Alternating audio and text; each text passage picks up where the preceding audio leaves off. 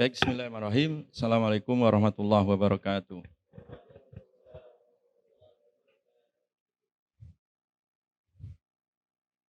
Alhamdulillah, wassalatu wassalamu ala rasulillah wa ala alihi wa ashabihi wa man sara ala nahjihi ila yaumil qiyamah. Wa la hawla wa la quwwata illa billah. Allahumma anfa'na bima 'allamtana wa 'allimna ma yanfa'una wa zidna ilma. Allahumma inna nas'aluka ilman nafi'a wa rizqan thayyiba wa amalan mutaqabbala. Allahumma inna na'udzubika min ilmin la yanfa' wa min qalbin la yasha' wa min nafsin la tashba' wa min du'ain la yusma'. Wa na'udzu billahi min haula'il arba'. Baik, ahibati fillah yang dirahmati oleh Allah, sahabat-sahabat IAT Universitas Ibnu Khaldun Bogor, kuliah perdana untuk hari ini sebagaimana tradisi para ulama kita adalah al-adab qoblal ilmi ya. Jadi bagaimana pentingnya kita mengenal adab sebelum ilmu. Maka oleh karena itu kuliah hari ini adalah muqaddimah ya, pengantar bagaimana urgensi adab ya di dalam perkuliahan. Dan ini hampir diterapkan di MKU ya, dan di fakultas-fakultas di lingkungan Universitas Ibnu Khaldun Bogor. Bahwa kaidah al-adab qoblal ilmi itu diterapkan sebagai pengantar supaya mahasiswa itu udah terbiasa adab terlebih dahulu ya, sehingga nanti dia menjadi ilmuwan yang beradab ya. Karena adab itu inti daripada apa? Ilmu itu sendiri ya. Makanya di UIK itu pilarnya adalah iman, ilmu dan apa? Amal ya. Iman, ilmu dan amal. Termasuk di prodi IAT ini ya, ilmu Al-Quran dan tafsir itu juga sama ya. Ruhnya itu adalah iman, ilmu dan amal. Bukan sekedar pengetahuan ya. Ilmu itu bukan sekedar informasi, bukan sekedar pengalaman, tapi ilmu itu harus sudah sampai kepada aktualisasi ya. Amal, aktualisasi adab. Jadi diimplementasikan di dalam apa? Kehidupan. Jadi untuk itu kuliah adab sebagai pembuka ini sangatlah apa? Sangatlah penting. Taib. Nah dulu para ulama kita ketika mereka mengenalkan tentang masalah adab itu ya, mereka tidak memisahkan antara ilmu dan adab ya. Jadi antara ilmu dan adab itu tidak pernah dipisahkan. Sehingga kebiasaan para ulama kita yang ini dicontohkan oleh Nabi Shallallahu Alaihi Wasallam bahwa yang pertama kali diperdengarkan oleh seorang guru ke muridnya dalam majelis ilmu itu adalah masalah adab ini ya.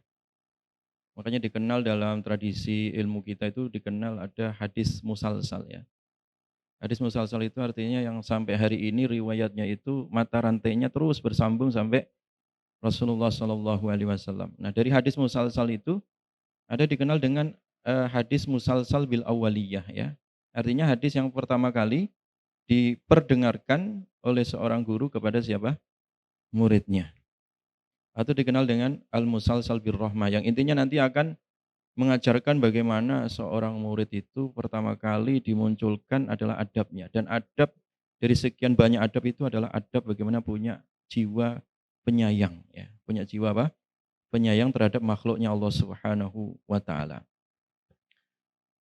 Makanya saya dapat hadis ini waktu di Mekah itu ada guru kami yang itu hadis ini sudah ma'ruf ya.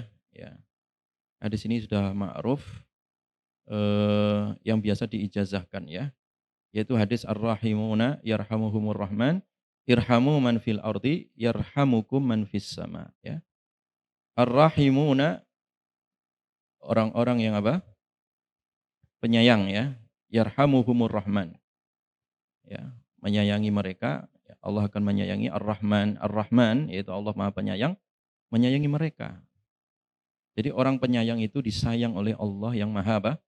Penyayang. Irhamu man fil ardi, sayangilah makhluk Allah di muka bumi ya. Yarhamukum bisa dibaca yarhamkum, bisa dibaca yarhamukum. Kalau yarhamukum doa, ya mudah-mudahan ya menyayangi kalian man fis sama ya yang di langit menyayangi kalian. Jadi kalau orang penyayang di muka bumi ini Allah dan para malaikatnya akan menyayangi kalian ya sebagai makhluk Allah yang ada di bumi, maka sayangilah makhluk Allah yang ada apa? Di muka bumi ini. Nah, hadis ini mulai dari Rasulullah Sallallahu Alaihi Wasallam ya, kemudian diperdengarkan kepada Abdullah bin Amr ya. Abdullah bin Amr memperdengarkan kepada Abi Qabus ya, Maula Abdullah bin Amr bin As. Kemudian Abil Qabus menyampaikan kepada Amr bin Dinar menyampaikan kepada Sofyan bin Uyainah dan seterusnya sampai hari ini. Itu semua mereka mengatakan apa? Ya, semua mengatakan wa huwa awwalu haditsin sami'tuhu min syaikhi. Ini adalah hadis yang pertama kali aku dengar dari siapa? Guruku fulan. Sampai kepada siapa? Ila Sufyan bin Uyainah haitsu yantahi ya at-tasalsul indahu. Sampai itu ya, sampai ke Sufyan bin Uyainah dari Amr bin Dinar dari Abil Qabus sampai kepada siapa tadi? Abdullah bin Amr sampai kepada Rasulullah sallallahu alaihi wasallam. Nah, hadis ini saya dengar dari guru kami ya di Mekah ya, yaitu Syekh Profesor Dr. Abdul Qayyum bin Abdul Ghafur As-Sindi ya. Wa huwa an syaikhihi al-allama al-musnid Muhammad Yasin al-Fadani al-Makki. Wa huwa an Syekh Muhammad Ali bin Husain al-Maliki. Anil allama Asy-Syams Muhammad ya bin Ibrahim Abu Khudair Ad-Dimyati Al-Madani Asy-Syafi'i an Sayyid Muhammad Saleh Ar-Radhawi ya. An Rafiuddin Al-Qandahari an Syekh Muhammad bin Abdullah Al-Maghribi thumma Al-Madani an Abdullah bin Salim Al-Basri. Nah, Abdullah bin Salim Al-Basri ini seorang muhaddis ya yang itu beliau inilah yang kemudian apa namanya mentahqiq ataupun apa namanya menata merapikan ya musnad-musnad Imam Ahmad itu adalah ini yang ulama-ulama hadis seperti Abdullah bin Salim Al-Basri, an Syams Muhammad bin Alauddin Al-Babuli an Syihab Ahmad bin Muhammad Al-Shalabi Al-Hanafi.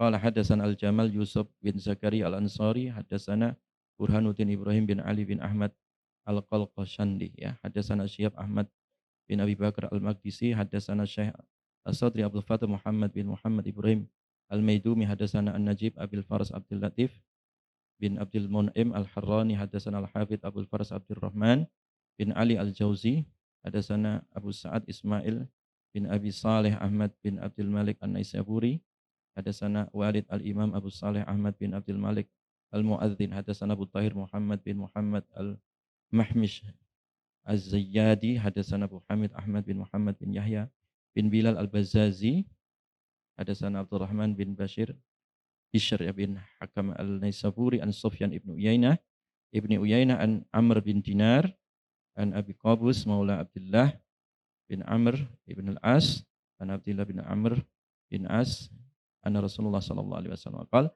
ar-rahimuna yarhamuhumur rahman irhamu man fil ardi yarhamukum man fis sama. Bahkan gurunya guru kami itu ya. Jadi Syekh Yasin Al-Fadan ini meriwayatkan dari 200 jalur ya. Yang berbeda dari sanad ini. Hanya saja sanad ini yang paling tinggi. Namanya sanad Ali ya, sanad tinggi, yang paling tinggi. Nah, masing-masing rawi itu mengatakan wa huwa awwalu haditsin sami'tuhu min syaikhi ya ila Sufyan bin Uyainah ya. Nah, ini ada di Imam As-Sakhawi ya. Itu dikeluarkan juga di sini oleh Imam Al-Bukhari dalam Adab Mufrad. Kemudian Al-Humaidi dan Imam Ahmad dalam musnad keduanya ya. Imam Al-Baihaqi dalam kitabnya ya, fi Syu'abil Iman. Kemudian Abu Dawud dalam kitab Sunan Abi Dawud, At-Tirmidzi dalam Sunan Tirmidzi ya. Wa qala hasanun sahih ya. Hadis ini adalah hadis apa? Hasan dan sahih. Jadi riwayat yang lain itu sahih, riwayat yang lain hasan. Makanya kalau Tirmidzi hasanun sahih gitu ya. Nah, kalau dalam mustadraknya Imam Hakim itu wasahhahu ya, itu malah sahih kalau dalam mustadraknya Imam Hakim ya. Wajastu bihadal hadis ma'a sanadihi ya. Wa ajastukum ya bihadal hadis ma'a sanadihi. Kulu qabiltu ya. Aku ijazahkan hadis ini kepada kalian, katakan aku terima gitu. Qabiltu gitu ya. Baik, ahibati fillah yang dirahmati oleh Allah Subhanahu wa taala. Jadi hadis ini sebenarnya adalah hadis tentang masalah adab sebelum ilmu ya.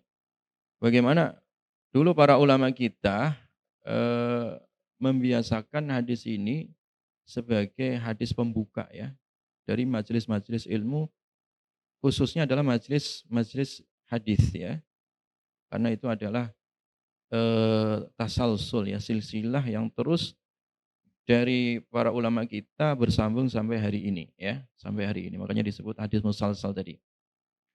Nah, intinya adalah rahmah ya, intinya adalah bagaimana sifat rahmah itu adalah pilar akhlak seseorang.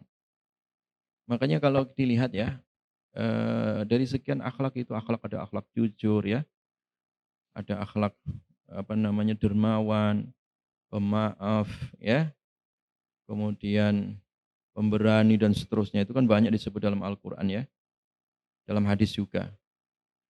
Tetapi dari banyak sekian akhlak yang paling banyak disebut Al-Qur'an itu ar-rahmah ini ya. Makanya Nabi itu diutus ya, innama bu'istu liutammima makarimal apa? Akhlak. Wa ma arsalnaka illa rahmatan lil alamin ya. Itu. Dan yang kedua bahwa kenapa itu rahasianya rahmah tadi itu karena biasanya orang kalau bertambah ilmu ya, merasa dia berilmu, merasa besar, merasa tinggi, merasa agung. Terkadang orang itu punya sifat congkak ya. Makanya kalau orang itu punya sifat lebih, itu kan dia akan tagha. Kalla innal insana la yatgha ar-ra'ahus taghna. Jadi sifat tagha itu bisa disebabkan karena dia punya ilmu atau punya harta gitu, atau punya kedudukan. Maka oleh karena itu dengan hadis ini sebenarnya itu difilter ya supaya jangan sampai orang yang ahli ilmu itu punya sifat tughyan atau tagha tadi. Ya, punya sifat congkak ya, punya sifat sombong ya, punya sifat apa namanya? Takabur, ujub, sum'ah, riya, ya kan? Itu harus dihapus semua itu. Karena ternyata yang pertama kali dihisab itu kan, yang pertama kali dihisab nanti di hari kiamat itu siapa? Ahli ilmu kan, ahli Quran kan ya. 3 orang kan, ahli Quran, kemudian mujahid, kemudian apa? Orang yang ahli apa?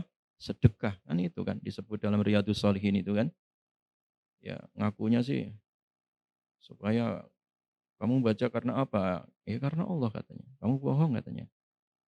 Kamu membaca liuqal annaka qari ya, kamu pamer ya, supaya dikatakan qari ya, supaya dikatakan intelektual dan seterusnya.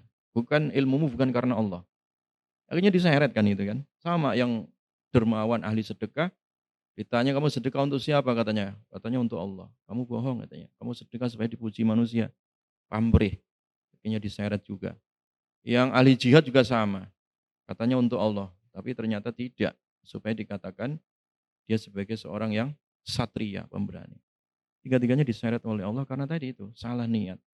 Ada tughyan, ada tagha dalam dirinya ya, merasa lebih, merasa apa? Dia lebih hebat atau merasa ingin mendapati simpati atau pamrih dari orang lain. Makanya ya ikhwah ya, jadi para ulama kita itu selalu membuka hadis ini dan juga mengawalinya dengan hadis Umar itu, innamal a'malu binniyat. Ya, sesungguhnya suatu amal itu apa? Sah ya, diterima oleh Allah sebab apa tadi? Niat. Makanya sebelum kita masuk materi Ustadz ingin meluruskan niat-niat kita, termasuk Ustadz, termasuk kalian ya. Sebagai mahasiswanya mari diluruskan itu niat ya.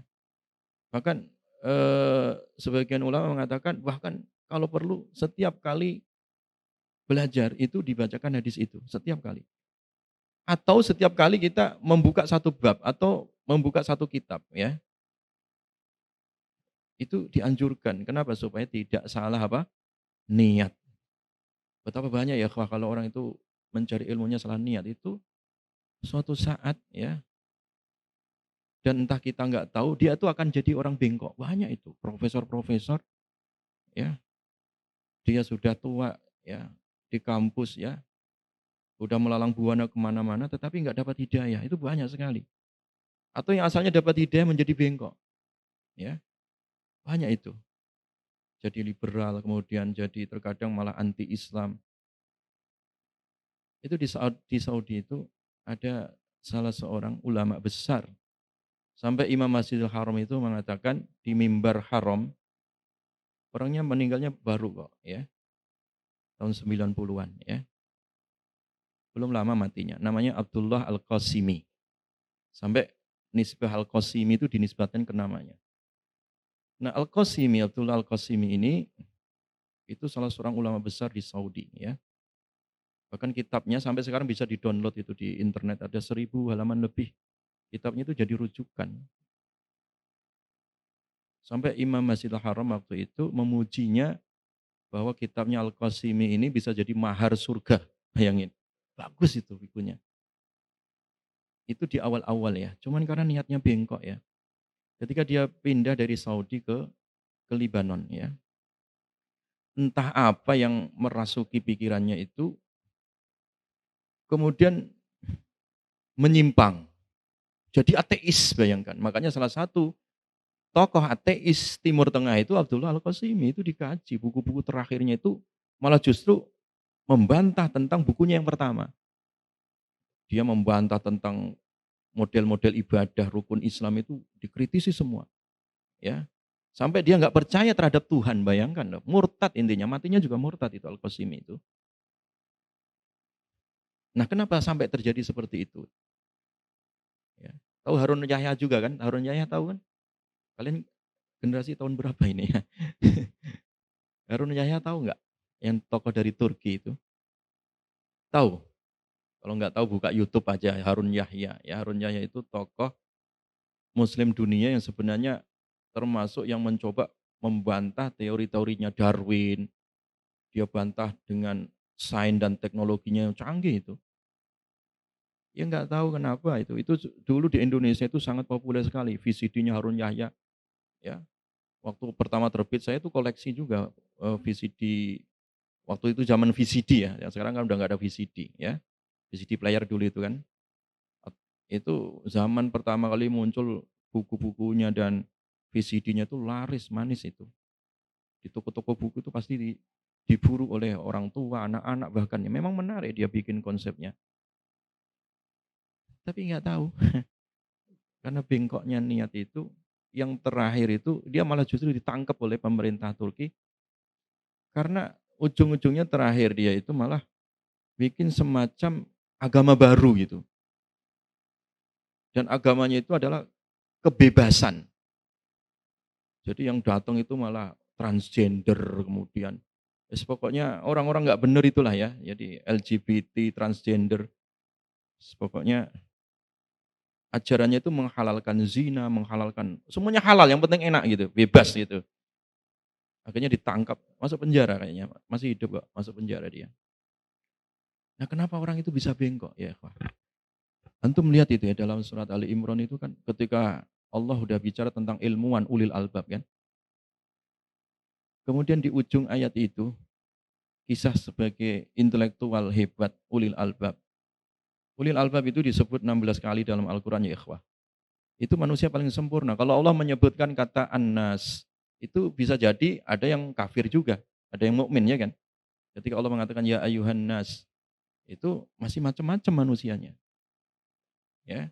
Ya ayyuhalladzina amanu, orang yang beriman. Kadang orang beriman juga kadang melakukan dosa, kefasikan, ya kan? Dosa kecil, dosa besar, sengaja enggak sengaja, zahir batin. Tapi kalau Allah sudah menyebut ulil albab, itu semuanya bagus, ya. Karena lub itu intisarinya manusia, ya. Manusia yang terpilih. Makanya di UIK pesantren mahasiswanya dikasih nama PPMS apa? Ulil albab. Karena semuanya disebut dengan nada pujian. Bagaimana manusia yang sempurna, intelektualitasnya, kecerdasan hatinya, ya. Tetapi jamaah, ya, akhibati fillah itu ayat itu kemudian ditutup dengan doa Rabbana la tuzigh qulubana ba'da id hadaitana. Ya Allah, jangan Engkau bengkokkan hatiku setelah Engkau memberikan hidayah kepada kami. Kenapa banyak juga orang yang bengkok tadi? Ya, Bal'am ya. Di zaman Nabi Musa itu, ya. Zaman Nabi Musa itu kan Bal'am ini murid kesayangan siapa? Nabi Musa. Nabi Musa itu punya dua murid yang hebat ya, Korun dan Bal'am. Cuman nama Bal'am nggak disebut secara langsung. Kalau Korun disebut secara langsung namanya, secara zahir dalam Al-Quran. Tapi Bal'am enggak, cuman itu ada di tafsir-tafsir para ulama kita. Ada di tafsir ulama-ulama kita menyebut itu adalah Bal'am bin Ba'ura. Ya. Kalau Korun itu adalah saudagarnya, kalau Bal'am itu intelektualnya gitu. Makanya suksesnya suatu negara itu kan ditentukan dua orang ini. Penguasa, kemudian didukung oleh intelektualnya dan saudagarnya. Kan begitu kan? Cuman dua orang ini bengkok hatinya. Yang asalnya dia hafal Tauratnya Nabi Musa, beriman kepada Nabi Musa. Ketika kecipratan harta, benda yang mewah, ya bahkan orang-orang itu iri dengan Korun. Kalau seandainya kunci gudang Korun itu dinaikkan 70 onta itu enggak muat itu. Saking banyaknya harta Korun itu. Tapi menyebabkan Korun itu menyimpang. Dia melihat bahwa hartanya itu didapat dengan kecerdasannya, intelektualitasnya. Padahal itu kan rezeki Allah kan. Ya. Beda dengan nabi-nabi, mereka mengatakan ketika diberikan intelektualitas, diberikan rezeki oleh Allah, mereka hanya mengatakan seperti Nabi Sulaiman mengatakan apa? Hadza min fadli Rabbi. Ini anugerah dari Rabbku. Tapi Korun enggak, itu kecerdasan, ilmuku, ya, keringatku, sama kayak Balaam juga sama begitu ya. Ketika diperintahkan Balaam ini untuk dakwah ke Madian, apa yang terjadi? Ketika Balaam itu mendakwai Raja Madian malah tergoda dengan kekuasaan. Makanya tipis sekali ya ikhwah ya antara penguasa dengan kaum cendekia. Ya, makanya harus menjaga jarak. Ya, sebagai seorang intelektual, sebagai kaum cendekia, ilmuwan itu harus menjaga jarak dengan penguasa. Kenapa? Karena kalau tidak menjaga jarak, itu malah ilmunya dikendalikan oleh kekuasaan. Sama kayak Bal'am ini. Akhirnya malah dia bertekuk lutut dengan Raja Madian yang harusnya dia mendakwai, dakwah itu di atas kekuasaan, malah terbalik karena dia menjilat dengan kekuasaan, ya. Akhirnya disebut dalam Al-Quran itu, bahwa Bal'am itu seperti kamasalil kalb, ya. Seperti anjing maka. Anjing itu kan kalau duduk, berdiri kan lidahnya apa? Menjulur. Itu menjilat maksudnya. Bagaimana seorang ilmuwan, seorang sosok Bal'am menjilat kepada kekuasaan. Runtuh dia. Harusnya dia dinaikkan tinggi derajatnya oleh Allah,